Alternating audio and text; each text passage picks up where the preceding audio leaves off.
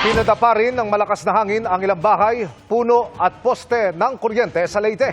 Napati din ang supply ng tubig gripo. Mula Tacloban, nakatutok live si Nico Sereno ng GMA Regional TV. Nico. Emil, dito nga sa Eastern Visayas, unang naglandfall ang bagyong Tino kung saan naramdaman ng mga tao ang matinding ulan at hangin na dala nito. Maaga pa lang, napuno na ang MDRRMC Evacuation Center sa bayan ng Abuyog.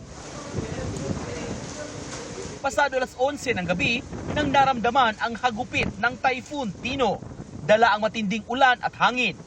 Mas lalo pa yang tumindi pasado alauna ng madaling araw. Ang mga motorsiklong nakaparada nga sa evacuation center, nagtumbahan. Alas 4 ng madaling araw, sumama kami sa pag-inspeksyon ng MDRRMO. Tumambad sa amin ang mga nagtumbahang poste ng kuryente sa kalsada. Hindi basta-basta makakalusot dahil sa mga kawad ng kuryente.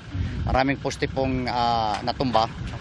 Dulot nga ng nakaraan ng dumaan na bagyo. Pinipilit nating makalusot at iniiwasan natin magputol ng kable ng kuryente para mas mapadali po yung rehabilitation. So pagka ngayon, titingnan natin kung makalusot. Sa ibang barangay, may mga dadaanan kaming mga bahay na nasira ng bagyo, maging mga puno na nabuwal at nagsitumbahan. So far, yung pinaka tatakutan lang namin is yung tubig, which is kanina medyo umaksyon ng akyat ang tubig galing dagat. Sa Lunsawang side, umabot ng sa may merkado, sa may park, at saka yung Zone 7 nagkatubig din. Pero hindi na umabot sa may barangay hall. Alon at saka yung ulan. At saka nataon din na high tide. Nang mag-umaga, mas nakita ang laki ng pinsala. Ang PNP agad na nag-deploy ng personnel para mag-clearing operations sa kalsada. Kahuman sa panguli na sa mga tao sa evacuation center, so mupokus sa punta para makaagi ang supply kung na may mga relief operation, so makaagi na din ang mga ng kalsada. Sa lungsod ng Javier, may ilang mga residente ng abala sa pagkukumpuni ng kanilang nasirang bahay. Oo, nagipa. Yun na lang po, kay lisod man po og matudan. Na yung mga bata mo, kung mga dagko na, kay pwede man magtago-tago asang dapit ang dili turo. Sa San Vicente, poblasyon sa bayan ng Mahaplag, problema ng ilang residente ang grabing putik na iniwan ng baha. Umapaw daw kasi ang ilog sa kanilang lugar.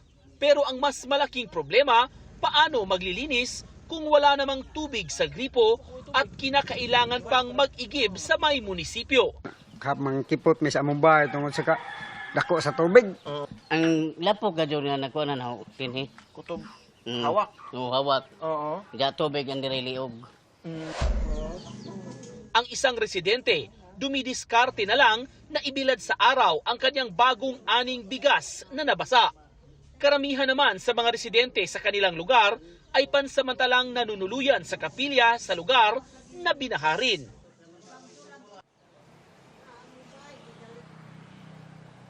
Sa ngayon, Emil, ay hindi pa naibabalik ang linya ng kuryente at komunikasyon sa maraming mga lugar dito sa Eastern Visayas. Nagpapatuloy pa rin ang damage assessment ng mga otoridad sa kabuang epekto ng bagyo. Emil?